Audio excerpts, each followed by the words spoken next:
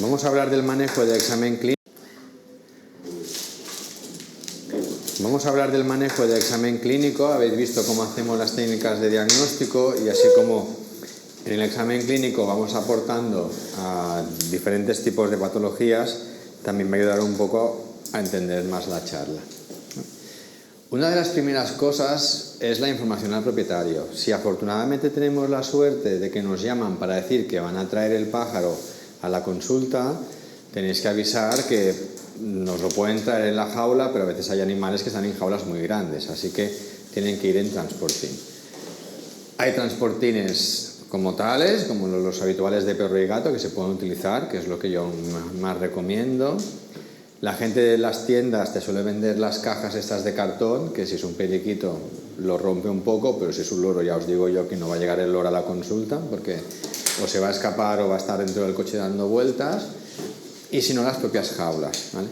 Esto de aquí, la jaula del Amazonas aquí, es un error muy grande, ¿vale? Porque sí que es fácil de acceso este tipo de jaula, porque veis que desde abajo se puede sacar perfectamente el animal, que no implica ningún riesgo, porque hay hueco, pero es preferible llevar en un transportín, más que nada por una limitación visual del pájaro. Son especie presa, independientemente de la especie, ya os digo que todas las aves que van a venir van a tener comportamiento presa y van a estar muy pendientes de lo que les pasa alrededor. Así que tener un control de 360 grados ambientales implica estar demasiado pendiente de lo que tienes alrededor y eso es muy estresante, ¿vale? Así que cuanto más limitado sea el control visual del propio pájaro, mejor. O sea, si es que incluso se puede estar en una caja completamente a oscuras, más tranquilo estará, ¿vale? Y en la jaula siempre es importante que pongamos palitos, cosa que aquí no hay, porque los pájaros, como veis, siempre tienen tendencia a sujetarse en algún sitio, entonces se sienten mucho más seguros. Evidentemente, si traes una gallina no, o un pato tampoco, pero un canario, un periquito, un pinzón, un loro, una rapaz, está más tranquila si está sujeta en algún sitio, porque es su hábitat natural, digamos. Importante identificar bien las especies, el origen. Yo siempre tengo una hoja de anamnesis en donde incluyo cuál es la especie, tanto el nombre común como el nombre científico, porque si venís de países diferentes o la gente utiliza nomenclaturas diferentes, el nombre científico siempre es el que es y punto. Y luego es importante saber los diferentes orígenes, si es salvaje, si está criado en cautividad, si está criado de manera extensiva, o si eres tú un particular que tienes dos loros, los crías y luego los regalas o los vendes. Más que nada porque el abordaje diagnóstico nos cambia. El problema de las diferencias de enfermedades es que el abanico es tan grande que si podemos ir excluyendo cosas porque por epidemiología contextual a ese paciente no le toca, pues todo esto que vamos ganando, ¿vale? Handfeed son animales que han sido alimentados directamente por los progenitores, que no son los loros sino que son los padres, y son animales que tienen muy buen manejo porque se ha dedicado una persona a alimentarlo prácticamente desde que sale del huevo. Lo de la alimentación a mano, por una parte está muy bien, lo de la cría artificial, porque tienes un control desde el momento huevo, pero también se ha visto que a medida que los pájaros tienen esta pérdida de contacto con los progenitores pájaro, hay muchos problemas de comportamiento que acaban asociándose a pecaje y agresividad en casa. Entonces intentamos ahora que la gente críe los loros y que hasta la mitad de desarrollo, al menos que pasen 2-3 semanas, hasta que los loros abren los ojos y son conscientes de que tienen alrededor, que estén con los padres como tal, ¿vale? Luego ya pasarían a ser alimentados de manera artificial. ¿Sí? Perdón. Vale.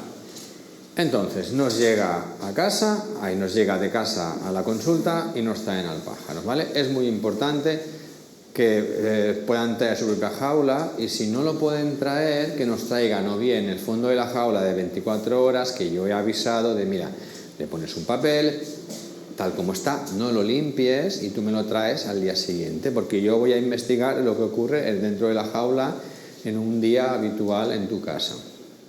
Como siempre, ya os habéis visto las diferencias que hay, las partes de las heces, lo hemos comentado en la charla anterior. Entonces hay que ver cómo está la jaula, ver la postura que tiene el animal, En la foto inicial de la izquierda arriba podéis ver que este periquito está muy apoyado sobre las patas, ¿sí? ¿Os fijáis aquí abajo? Justo aquí, ¿veis? Tiene un descanso excesivo sobre las extremidades.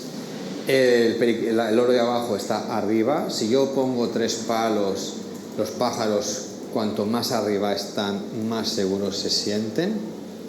Y luego podemos encontrar animales que evidentemente no me van a traer así, pero yo les indico, hacedme fotos y un vídeo de cómo está el animal aclimatado dentro de casa. Eso es fantástico, pero aún así podéis ver que estas cacatúas presentan alteraciones del plumaje, que ya veremos más adelante.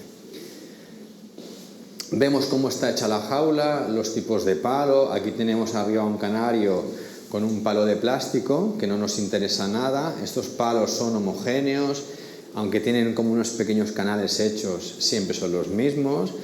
Los palos de abajo, como son los estos de madera, el problema que tiene es que es una madera de carpintería, con lo cual es un palo completamente uniforme. Tampoco supone un cambio de posición de la extremidad, y a mí me interesa que estos pájaros tengan puesto diferentes palos de diferentes grosores, de diferentes formas, porque con ello lo que hacemos es fisioterapia. ¿Habéis ido alguna vez a algún spa? ¿Sí? ¿Os han hecho caminar por una zona de guijarros de piedra, por piedras redondas de río? ¿Cuál es la intención de eso? Mira, por hacer la gracia, ¿no?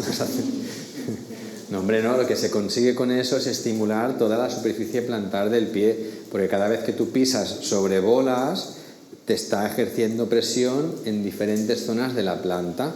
Al hacer esto, ¿qué haces? Reactivar la circulación.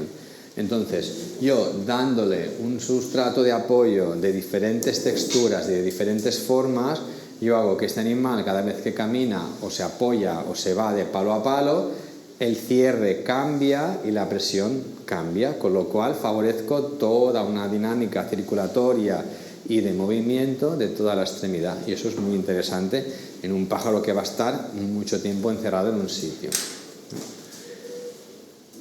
Ya he estudiado ligeramente la jaula y le digo, voy a ver el fondo, y me trae este fondo, ¿vale? ¿Qué os sugiere este fondo? Primero de todo, ¿de qué se alimenta el pájaro? ¿Eh? Pan. Bueno, no sé, pero lo voy a aumentar. Estos son pellets.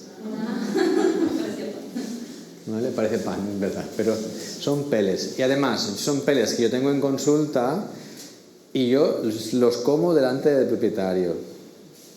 Porque ya que se lo voy a dar al loro, voy a probarlo. Son pellets que tienen una base de semilla, pero luego están totalmente suplementados y son muy ricos, y los pruebo para demostrarle que son palatables. Las aves son un grupo tan heterogéneo y tan variable que cada pájaro funciona de manera diferente.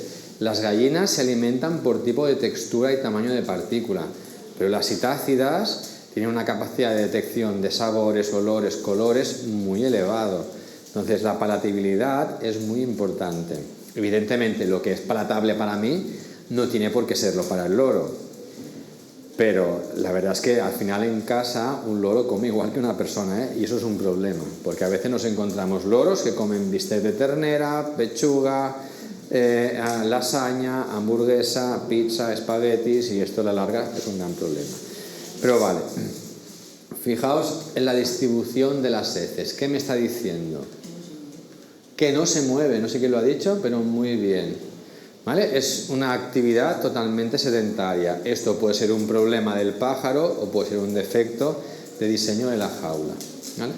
Entonces es importante observar el paciente dentro de la jaula, y nos hacemos un poco también un triage. Entonces yo os pongo 3 situaciones en las que hay un periquito que viene por la presencia de una masa en el ala, pero la actitud, fijaos, el ojo está muy abierto, la posición de las plumas es correcta, el animal está completamente erguido, fijaos las patas donde están y el cuerpo completamente estirado.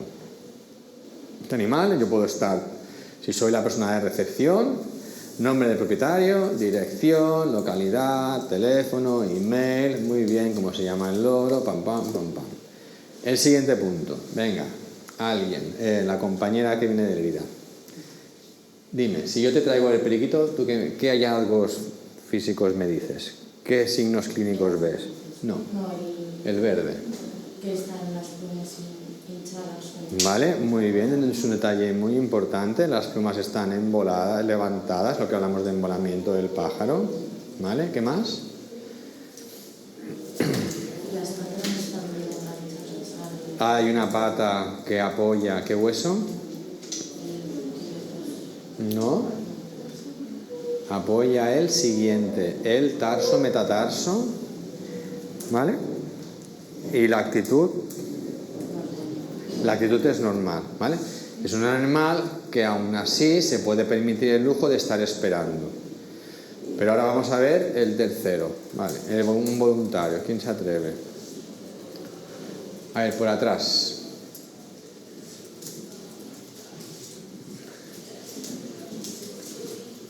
¿Alguna de las tres? Me da igual.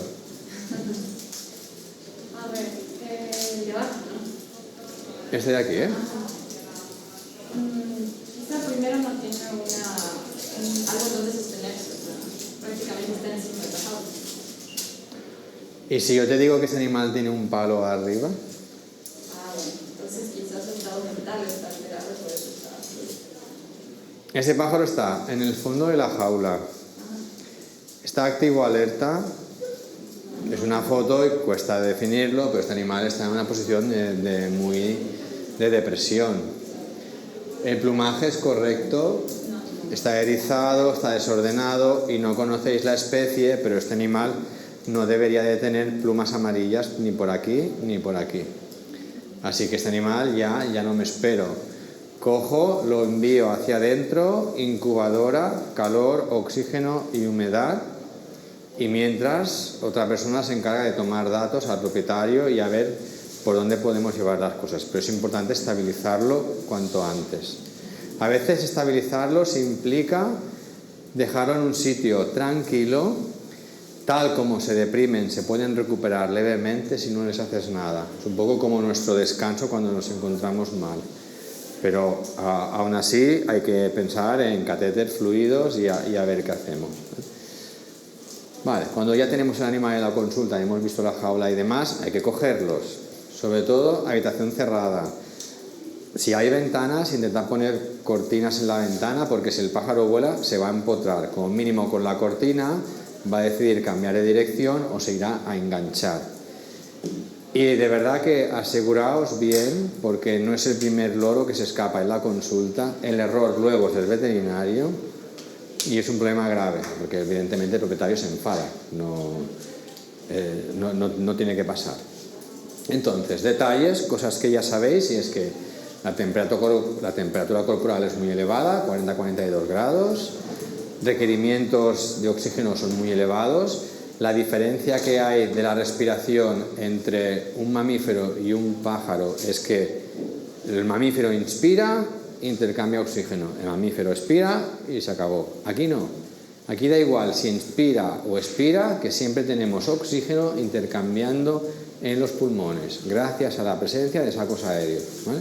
El ciclo es que mientras se expira aire hay una parte de aire que vuelve a entrar al pulmón, entonces eso es importantísimo. Os he comentado antes que los pájaros son hiperglucémicos, así que los requerimientos energéticos son elevados. En un canario, una anorexia de 24 horas puede implicar muerte. Así que vamos a ver cambios muy claros en las heces de animales que empiezan con un color verdoso habitual típico, que pasa de un color verde brillante, oscuro, a que pasa a negro. ¿Vale? ¿Por qué? Porque de tener contenido digestivo pasa a tener solo ácidos biliares. Y luego ya es toda la pérdida de la mucosa intestinal porque no hay energía para repararla. Así que los requerimientos energéticos en las aves son muy elevados. Tenemos frecuencias cardíacas muy elevadas, así que hay que acostumbrar, y os he dicho el truquillo de bajarse una aplicación para hacer los contajes. Una vez más, considero los mismos detalles. Son presa, nos esconden todos los signos. Y hay que tener ojo clínico. Entonces, ¿qué animal puedo yo coger de primera sin manejarlo? A que vamos a avisar y vamos a hablar con el propietario. Las aves miedosas son fáciles de observar, porque tú te acercas y ¿qué hacen? Grita, se va a la otra punta de la jaula, se pone histérico, ya lo tengo. Estresada, similar, pero una ave obesa, ¿cómo puedo pensar que ese pájaro está obeso desde el exterior? ¿Lo podemos ver con el plumaje? La verdad es que no. Hombre, si llevamos a un pájaro muy, muy, muy obeso, sí, porque ya lo ves rechoncho. Pero y aún así hay muchos errores.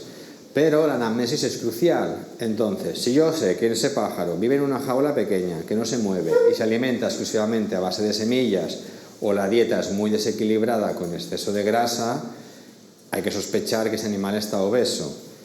¿Qué hace la obesidad en aves? ¿Qué órgano se afecta? El hígado. ¿Y qué ocurre con el hígado? Se hace grande, hace hepatomegalia. ¿No habéis visto los reportajes de cómo se hace el foie de oca? Espacio limitado no, sin espacio, sin movimiento y comida, comida, comida, comida. Entonces tenemos un foie que será de altísima calidad y muy palatable y exquisito, pero para el animal es muerte, ¿vale? Esos animales duran mucho porque no tienen ningún estrés adicional de corre, camina, vuela, pero este animal si no tiene la vida corta.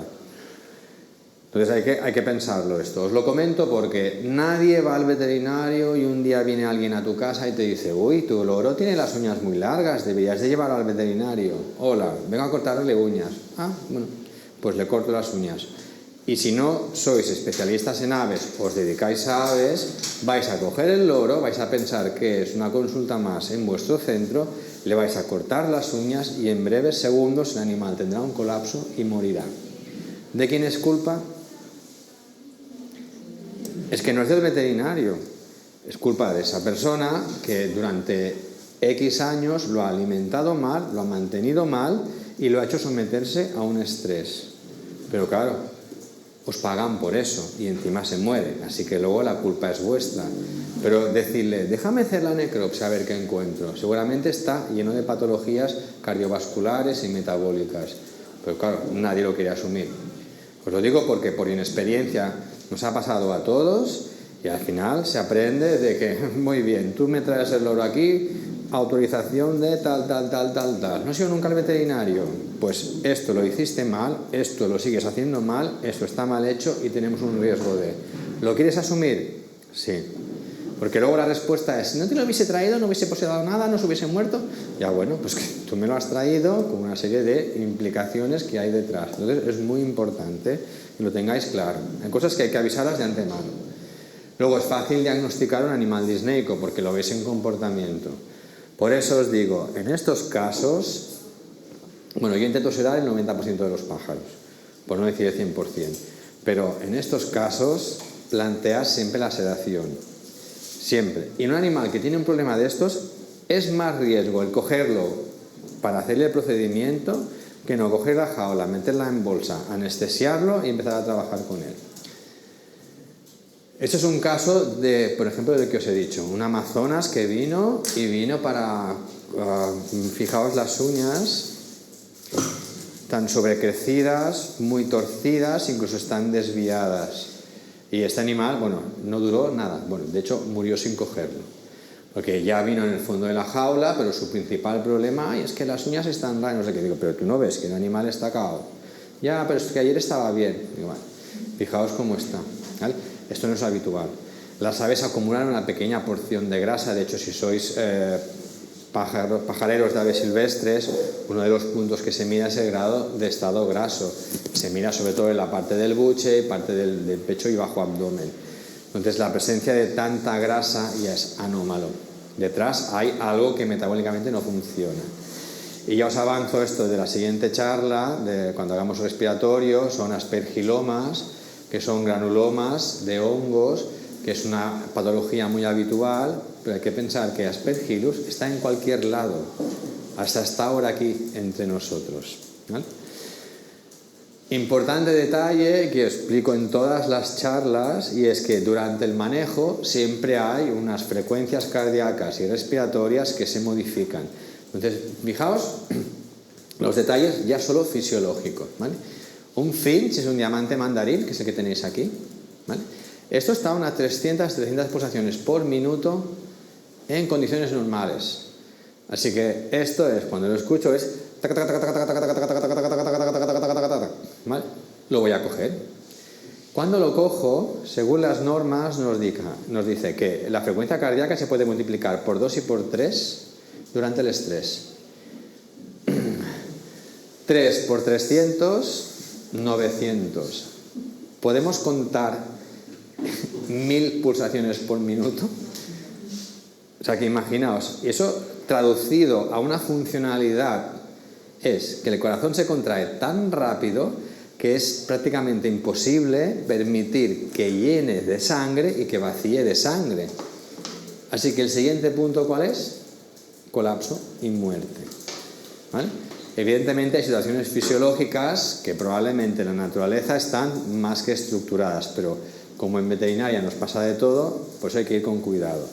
Mientras que cuando hablamos de frecuencias respiratorias, la frecuencia respiratoria se multiplica por 1,5 y por 2, que suele ser pregunta de examen, ¿eh? Nos llega un loro que tiene 250 pulsaciones por minuto y respira 40 veces al minuto. Durante el estrés puede llegar a... ¿vale? Es una pregunta que me gusta mucho hacerla, digo, para que os acordéis de las normas. A medida que vamos aumentando en tamaño de peso, como os pongo aquí, estamos hablando de animales que pesan 15, 18 gramos, a animales que estamos ya aproximadamente en kilo 100, kilo 200, depende, el guacamayos va variando un poco de la especie, entre 800 y 1000 y algo, ya estamos bajando las frecuencias cardíacas y las respiratorias, ¿vale? Pero claro, pensar que un guacamayo estresado también multiplica, ¿eh?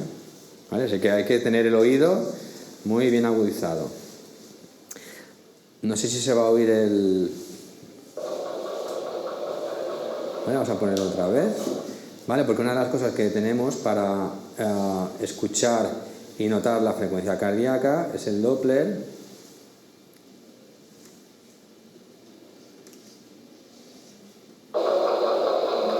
¿Se oye bien? ¿Vale?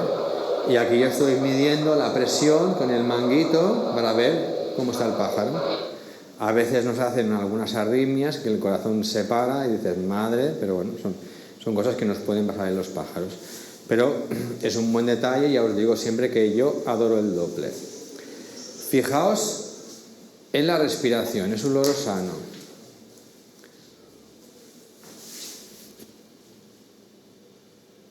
¿Sois capaces de decir si respira? Apenas se nota el movimiento, ¿vale? Tú miras a un perro, miras a un conejo, miras a una persona y ves notar la expansión que se realiza en el tórax. En las aves, prácticamente este movimiento queda desapercibido, ¿vale? Es muy curioso. Entre la musculatura abdominal, por decirlo de una manera, y el leve movimiento de la quilla y las presiones que se realizan, el aire va pasando de una zona a otra y casi nunca ves un gran esfuerzo respiratorio. Vamos a ver otro caso. Es un animal que acaba de volar y fijaos ahora en el pecho. ¿Veis? Este loro tiene una aspergilosis crónica y le han quedado secuelas. Entonces hace vida absolutamente normal, pero debido a estas cicatrices pulmonares y en sacos, tiene esta compensación de tener que contraer muchísimo la parte abdominal y entonces hace una inspiración muy grande en la parte de la quilla y hace un leve movimiento de cola.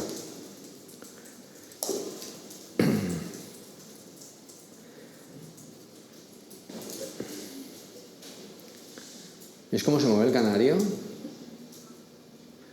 Ya solo mirando el ojo, la posición es apática, salvo que un canario esté muy acostumbrado al manejo, tenerlo en la mano es imposible, así que este animal está realmente mal, ¿vale? Y encima tiene reptil, ¿vale? Pero evidentemente tiene un problema respiratorio que, como las narinas están limpias, no abre el pico, probablemente es respiratorio inferior, porque sobre todo todo se centra con el movimiento del cuerpo.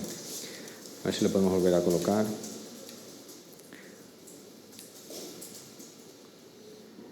¿Vale? ¿Veis el movimiento de la cola? y todo el cuerpo. Esto es de contracción muscular generalizada. Vale, otro caso.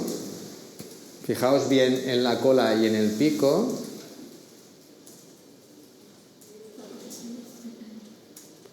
¿Veis que van diferentes? Porque para inspirar abro la boca. Para expirar golpeo con la cola. ¿Vale? Es un animal que tiene un proceso respiratorio que me está afectando a diferentes zonas y respiro de una manera muy peculiar.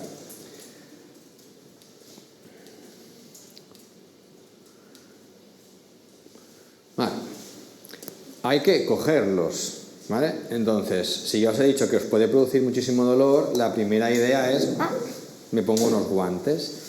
Pero no sé si en vuestro país, pero en el nuestro hay un dicho que dice, gato con guantes no caza ratones. Se pierde la sensibilidad de tal manera que uno puede coger a un periquito, sujetarlo y cuando te giras ya lo has matado.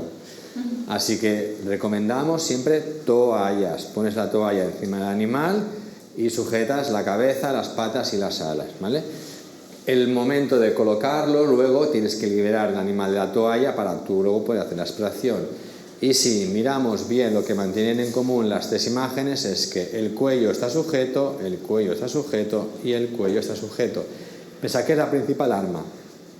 Con las patas me puede hacer daño, cierto, pero lo que más duele aquí y mejor trabaja es el pico. Pensad que tienen dos articulaciones, por eso hablo de mandíbula superior y de mandíbula inferior. Entonces, con el cuello totalmente inmovilizado, yo tengo al animal controlado. Luego otra parte que tienes que controlar es que la parte de la quilla queda completamente libre, aquí también y aquí también, ¿vale? Porque ahora el esfuerzo respiratorio aquí va a ser importante porque el animal está estresado, entonces va a querer hacer inspiraciones muy profundas y hay que permitir este movimiento.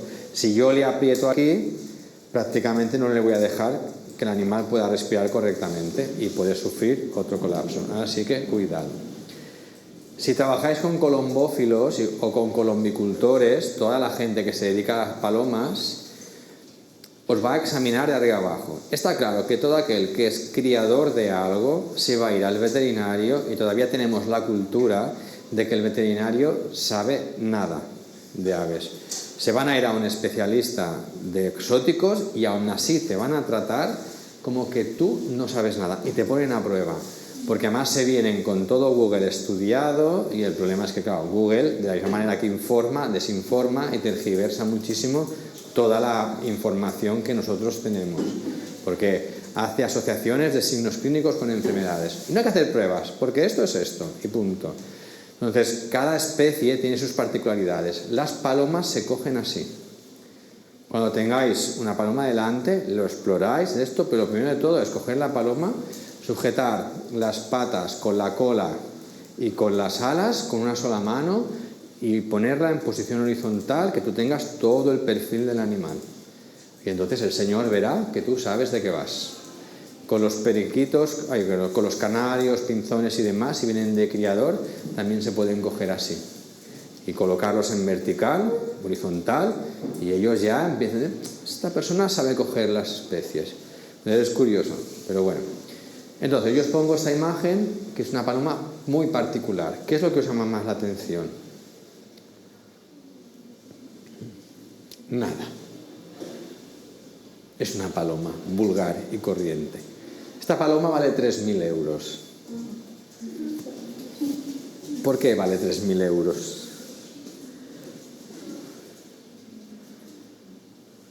No es de las Ramblas, ¿eh? Ni de las que que cuando hay un festival Aldo, venga, soltemos las palomas. Ni siquiera es de esas de que cuando nos casamos vamos a liberar 2 palomas blancas. ¿No veis nada que os llama la atención? Esto de aquí es el buche. Son palomas de raza buchí, que son unas que tienen el buche tan desarrollado. Y además esto es una paloma de competición. Se trata de a ver qué paloma se lleva a la hembra al palomar. Entonces son palomas de raza muy concreta que tienen un valor que, si han ganado premios, tiene un valor incalculable.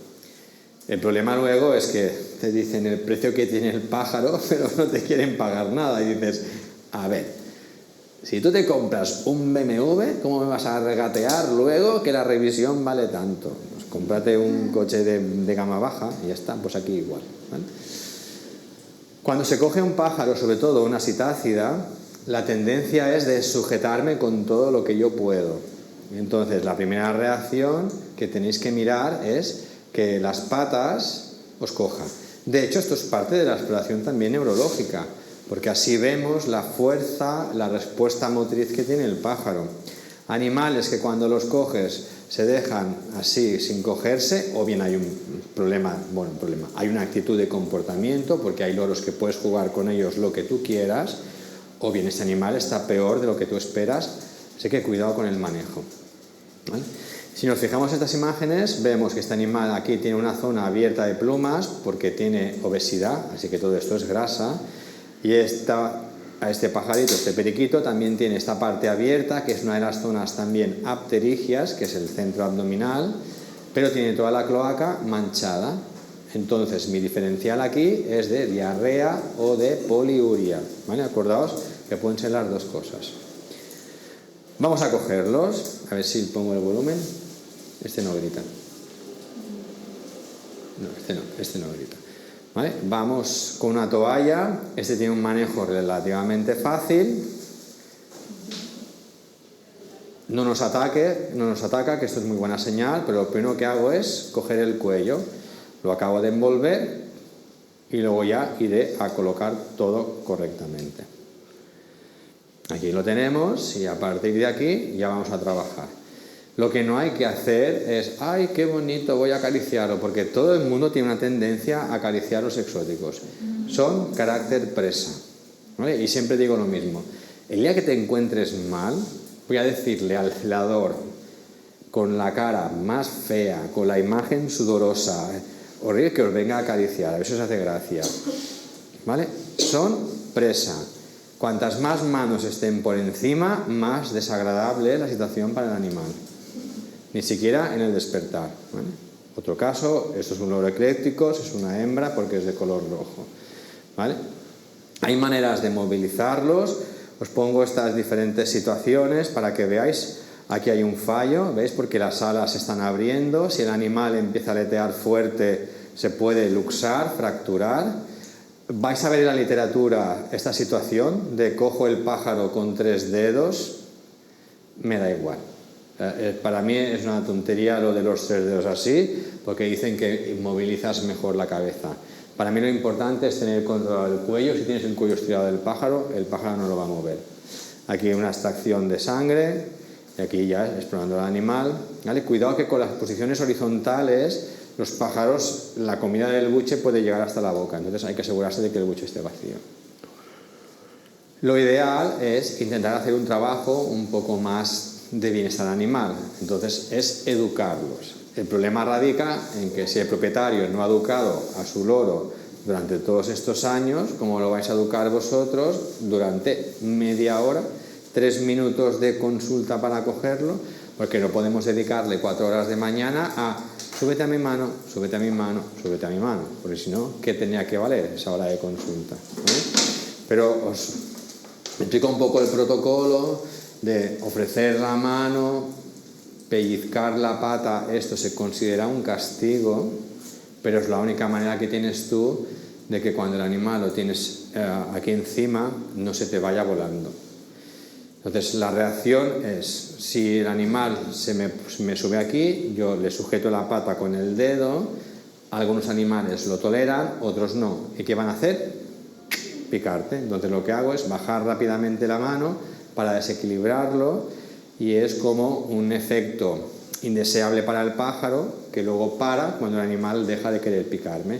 Entonces tiene que aprender a que tu situación es que te quedes en la mano y no te muevas.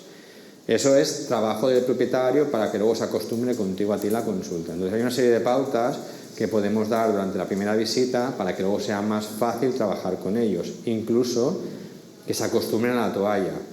La toalla en la segunda visita de un loro que no ha aprendido nada, sabe perfectamente que la toalla implica sujeción y esto es un estrés para mí. Entonces te voy a atacar.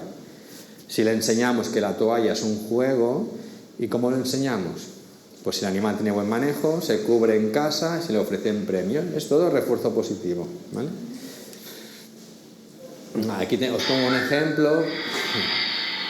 Este animal lo odia, pero bueno, poco a poco se acostumbra. Lo fuerzo un poco, cuesta, no quiero salir. Si no viene, no hay que forzar más. Esto ya estamos peleando. Lo dejamos.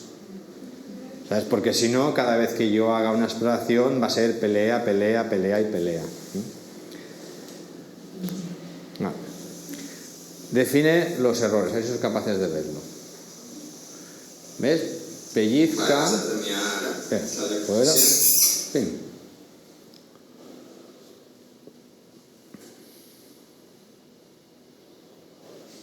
Vale. Aquí uno de los principales errores es: el animal se sube, pellizcamos para que se mantenga, pero no tanteamos luego si el animal se quiere quedar o no.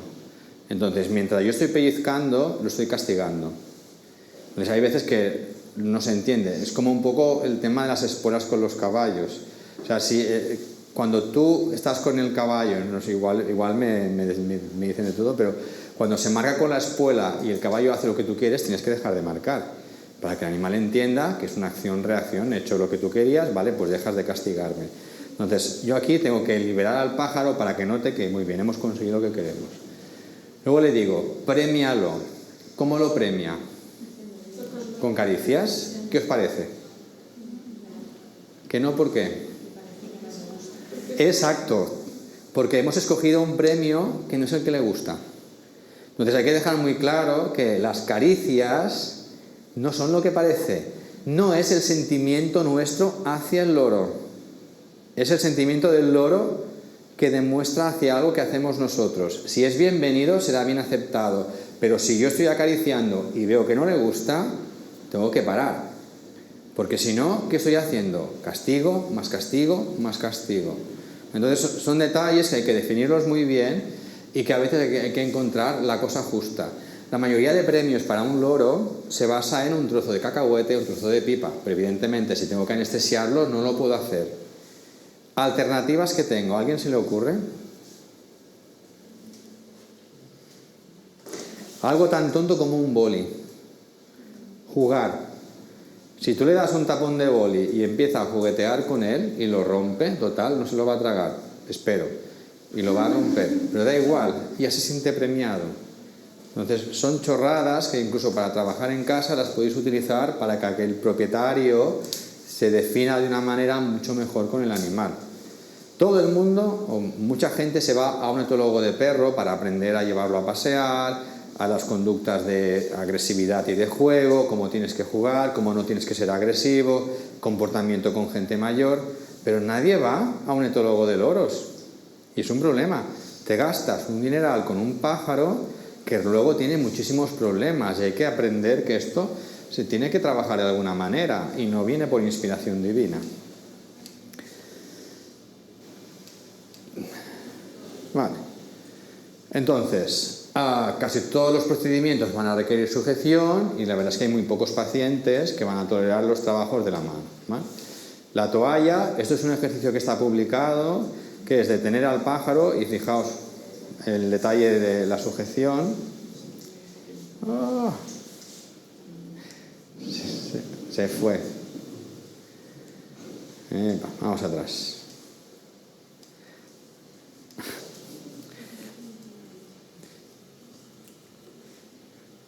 Con 2 y 3, ¿vale? Eso es boicot del keynote. 1, 2, 3, ¿vale? Sí, una de las técnicas que hay para aprendizaje es sujetamos al animal, lo envolvemos con toalla, que inicialmente es que la vea, que no se asuste. De manera muy muy tranquila vamos rodeando al pájaro. Si veis que el pájaro empieza a forcejear o tiene miedo, ¿qué hay que hacer con la toalla? Retirarla toda. ¿Habéis hecho etología? ¿Algo de etología? Yo, no. ¿Hace con la toalla? ¿Hace algo? No. Sigo adelante. ¿Hace algo? No. ¿Hace algo? No. ¿Hace algo? Sí. Voy atrás. Y la mantengo. Que vea que en esta posición no pasa nada. Cuando el animal se adapta, otro paso, hasta llegar a colocar la toalla por detrás del animal. El siguiente paso es tocar al animal con la toalla. Simplemente tiene la toalla pegada aquí atrás y tiene que tolerarlo. Y el siguiente paso es cubrirlo. Cuando los cubres, es algo tan nuevo para ellos que de repente se quedan parados. Y entonces puedes sujetarlos, manejarlos, y el estrés que les has creado es mínimo. Todo esto está muy bien explicado, pero luego hay que ponerlo en práctica. ¿Vale? Es como la extracción de sangre o colocar un catéter, que si lo explicas a un alumno, ¿lo entiendes? Sí. Y va a poner el catéter y bueno, aquello es un desastre. Pero bueno, todo se aprende, ¿no? Estamos aquí para aprender. Esto es un inicio de intentar habituarlo, pero claro, meter en el animal que es hiperagresivo, intento trabajar con él. Mirad, yo lo estoy sujetando con las patas porque este sí que es un animal que se me va por todos lados, a la mínima me intenta picar, no tolera para nada la toalla, pero bueno, vamos a ver qué podemos hacer. Entonces, eso es un trabajo de 30 segundos, cuando esto requiere un trabajo exhaustivo por parte del propietario a lo largo de los días. Pero bueno, más o menos, ya está. ¿Vale? No ha sido tan traumático como podría haber sido de otra manera, pero se puede mejorar muchísimo, pero también podría estar peor. Pero esto, ¿veis? Es un animal que yo le acaricio la cabeza y bueno, se tranquiliza, no le disgusta. Lo que pasa es que los yacos son loros caprichosos que te acercan la cabeza, la acaricias y en el momento más inesperado, ¡zac!, ¡pum!, se giran y ya te han dado picotazo. Son vengativos, bueno.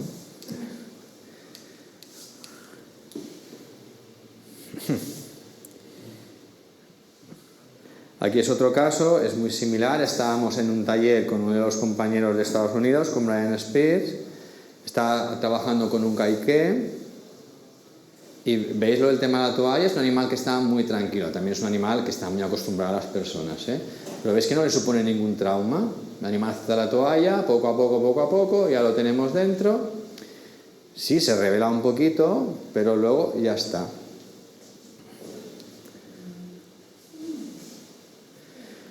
Vale, ahora veréis la diferencia que hay entre, me está haciendo jugadas, la sedación y la no sedación.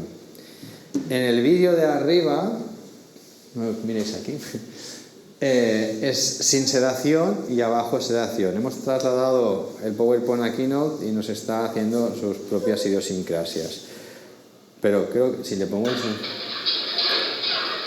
Bueno, es no. Y fijaos abajo la diferencia de trabajo, que yo he podido sacarlo simplemente, ¿veis? Ni me planteo la toalla, es el mismo pájaro, ¿eh? Está sedado con butorfanol midazolam, una pequeña inyección, y si no, se puede aplicar midazolam intranasal. Pero para aplicar midazolam intranasal tienes que cogerlo más, apuntar muy bien, ya es una decisión un poco de cada uno. Pero luego yo quiero acabarlo de sedar para realizar todas las pruebas, la dosis que tengo que utilizar de isoflurano es mucho más baja y el despertar de ese animal va a ser mucho más relajado. Evidentemente hay que escoger al paciente. Si el animal os viene con comida en el buche, esto no se puede realizar, porque hay riesgo luego de regurgitación y neumonía por aspiración. ¿Vale? ¿Y la exploración cómo va a ser? Pues craneal a caudal, de lateral a medial, todo ordenado, sistemático, y vamos a ver un poquito lo que podemos encontrar punto por punto. Las plumas, hay que hablar del color, la forma, cómo está dispuesto. Ya hemos hablado de algunos casos en los que me decíais que el cuerpo estaba ligeramente embolado. Embolamiento significa que tengo malestar y que tengo dificultad de mantener la temperatura corporal. Los pájaros, cuando tienen frío, cuando se van a acostar, ¿qué hacen? Levantan las plumas, las ahuecan para crear corrientes de aire internas para favorecer la distribución de la temperatura corporal a nivel de todo el cuerpo. Hay una excepción que son los avestruces. Los avestruces lo hacen al revés. Cuando tienen frío acoplan las alas, cuando tienen calor las levantan, ¿vale? Pero bueno, Habrá que mirar descamación, lesiones, los cambios de color, tanto en la piel como en las plumas, como en el pico, donde haya cualquier estructura. Incluso por transparencia, ya os he comentado que se ven muy bien los vasos, si humedecemos la parte abdominal podéis ver incluso silueta hepática, el páncreas y algunas zonas, ¿vale? Bueno, vamos a explicar diferentes situaciones y allá vamos. Vale. Importante del cráneo, lo que os he comentado antes, y es que el pico en las citácidas es una articulación tanto en maxila como en mandíbula, por eso hablamos de mandíbula superior, mandíbula inferior, ¿vale? En las demás especies el pico es la prolongación del hueso frontal. Y ya en esta imagen podéis ver que la diferencia entre el lado izquierdo y derecho a veces está mínimamente separada por un trozo de hueso o no hay nada. Eso hace que los ojos, todos los traumatismos que vengan de un lado rápidamente puedan afectar al otro, o las infecciones o cualquier otro proceso. De hecho, la parte más importante de la cabeza de un pájaro es el ojo. Si miramos el volumen, casi la estructura ocular es más grande que el resto. Con los ojos podéis ver las diferencias entre edades y a veces entre sexos. Por ejemplo, aquí tenéis un loro gris. Cuando nacen las aves los ojos están cerrados, de casi todas, sobre todo las altriciales. El iris es de color negro oscuro, cuando progresa pasa a gris, como es en el caso del yaco. Este animal tiene 3 meses, pero en edad adulta cada especie tiene su color definido de iris. Este es un yaco de 4 años y tiene el iris de color completamente amarillo. En la transición podemos ver cómo hay los cambios de color. Esto es un iris de un animal de 2 años y medio y fijaos que tiene el iris amarillo en la periferia y en la parte más central todavía es grisáceo. Una característica propia de las aves es la presencia de muchísimos vasos visibles en el iris, que se puede confundir con una alteración ocular que se denomina rubeosis, pero aquí es absolutamente normal. No sé si se aprecia bien en la imagen, pero aquí tenemos una cacatúa con un ojo de color casi negro, realmente es un marrón oscuro, muy muy oscuro, y este no se aprecia mucho aquí, pero en el PowerPoint sí. Este ojo es de color naranja rojizo. En las cacatúas, en algunas especies no, pero en la mayoría de las cacatúas, la hembra adulta tiene el iris marrón y el macho lo tiene de color naranja rojo. ¿Qué más vamos a ver? Cambios en la estructura del pico. Acordaos que el pico es una envoltura de queratina. En el interior hay un tejido epitelial que genera esta queratina. En el interior hay un hueso que da la forma, y en el interior del hueso hay una cavidad de aire, que era parte del seno infraorbitario, si os acordáis de la imagen anterior. ¿Qué podemos ver? Cambios en la longitud y en la morfología y en la estructura, ya sea porque hay traumatismos, anomalías durante el crecimiento de esta estructura de queratina, o hay una enfermedad asociada propiamente de la piel, como es una enfermedad por ácaros en el caso del periquito. Valoramos el pecho, es donde vamos a mirar la conformación corporal de las aves. Hay que palparlo bien y podemos notar más o menos esta serie de definiciones. Según este libro, un animal normal sería un ave. Esto lo he determinado ligeramente obeso, para mí es prácticamente normal. Y la idea que tenéis que quedaros es, si yo hago un corte transversal al pecho, la imagen triangular en forma de triángulo equilátero, ¿os acordáis de los ángulos, ¿no? Un triángulo equilátero, todos los ángulos son iguales. Estaríamos en un animal de conformación corporal, si hablamos de 1 a 5, un 3, correcta. Cuando sobrepasa hacia cuadrado, sería un animal ligeramente obeso, como marcaría aquí, y ya cuando es totalmente redondeado, es un animal con conformación corporal de 5.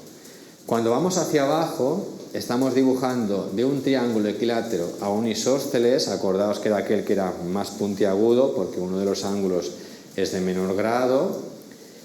Y cuando ya hablamos de caquexia, que sería el punto número 1, es aquella en que todo notamos que hay aquí es hueso y apenas hay tejido muscular trabajando, ¿vale? Esto con palpación, que la palpación te dura menos de un segundo, lo puedes determinar. Un caso de una excesiva obesidad, fijaos la base muscular, la cantidad de grasa que hay en la piel, Y todo esto corresponde al hígado. Le hemos quitado la quilla y todo el trabajo del esternón y fijaos la cantidad de grasa y la hepatomegalia que hay. Este es un caso en el que el diagnóstico diferencial nos va a entrar también neoplasia, pero esto es muy habitual, de una lipidosis muy grave, y es un animal que lleva años y años y años comiendo mal y aclimatado mal. Este te lo traen para cortar las plumas y las uñas y se muere en un santiamén, ¿vale? Sacas sangre y fijaos de qué color es la sangre, es que es grasa pura, ¿vale? Así que hay que ir con mucho cuidado, y las buenas preguntas realizadas durante la anamnesis te van a ayudar muchísimo en el trabajo con ellos. Vamos a las extremidades, hay que valorarlas bien, sobre todo el tema del plumaje, las alas vistas desde la cara dorsal. Tenemos las alas formadas por plumas remeras, que son las de números romanos y las de números latinos, de 1 a 12 y de 1 a 10, y las principales remeras son estas de aquí, que están desde la articulación del carpo hasta llegar a las últimas falanges. Generalmente, ¿qué te pide a veces la gente? Quiero que le corten las plumas para que el animal no huele. A ver, yo no lo aconsejo, porque luego los accidentes vienen en casa y es así, pero a la gente le da miedo que el animal se escape y lo hacen. Hay miles de técnicas, yo os pongo dos, una aquí que cortamos las remeras y luego aquí que dejamos algunas para que cuando el animal cierre quede en forma un poco más natural, porque veis las puntas de las dos alas. Si lo corto todo, yo veo que el animal está desequilibrado por atrás. Pero bueno, para mí es preferiblemente antes educar al pájaro que no cortarle las plumas. Alteraciones que podemos ver en las alas, desde heridas y fracturas, rapaces que vienen atropellados, que se han chocado contra los postes, las masas que habéis visto anteriormente, cambios de color que me indican foliculitis o enfermedades sistémicas. Entre ellas hay que valorar las enfermedades nutricionales, porque el color depende de los aminoácidos en la dieta. Morfologías anómalas y depósitos de pigmento. Fijaos que la estructura de la piel está completamente alterado, esto es típico de enfermedades sistémicas. Y luego los picajes, que hablaremos esta tarde. Ver presencia de masas en las alas, un animal que también se está picando. Hay que mirar bien cómo se apoyan. Fijaos que este animal tiene una pododermatitis, todo está lleno de costras, y ya viéndolo aquí, esta piel está seca, muy descamativa, el palo no es correcto y probablemente, si indagara en el caso, la dieta tampoco lo es. Animales que vienen con malas aclimataciones tienen pododermatitis muy graves. Todo esto de aquí es una gran úlcera con contenido de tejido fibrinoso. El animal ya tiene exposición de ligamentos, con lo cual el siguiente paso es una osteomelitis. Típico animal que quizás o bien se ha dado un golpe o lleva años comiendo mal, sobrecrecimiento de uñas y malformación. Pieles muy descamativas. Esto es una gallina también con sobrecrecimiento de la longitud de las uñas, y lo que hay que hacer es limar. Podéis cortar con corta uñas, siempre tienes que tener preparado algo para cauterizar, porque los pájaros tienen una arteria, ya hemos dicho que podemos sacar sangre desde la uña, así que si la dañas va a sangrar mucho, así que las barritas de nitrato de plata nos pueden funcionar muy bien. La sacariasis, igual que habéis visto el periquito, aquí tenemos otro periquito con hiperkeratosis, sobrecrecimiento de uñas, y aquí una gallina con el mismo proceso, pero la lesión es un poquito diferente. Conclusiones, ¿vale? Hay que evaluar al paciente antes del manejo, ¿vale? Tener muy claro qué es lo que podéis hacer, saber cómo abordarlo, porque tener que tener claro que el estrés va a ser un factor crucial para la salud del pájaro, saber qué es lo que tenéis que hacer, ¿vale? Y ante todo, todo preparado para que me vaya a disponer a coger al pájaro y ya lo tenga todo organizado para sedarlo, sacar sangre, hacer placas o lo que sea. ¿Vale? Listo. ¿Cada cuánto se corta el pico? Nunca. Nunca. Si no es necesario, nunca. Solo se cortan los picos que están mal, y suelen ser por culpa de algún proceso metabólico, que esto hay que investigarlo, o porque la dieta no es correcta. Pero un pico no se tiene que tocar nunca, ni las uñas, ¿eh? En la naturaleza los picos no se cortan, las uñas no se liman. Entonces, si esto lo haces en cautividad es porque algo estás haciendo mal.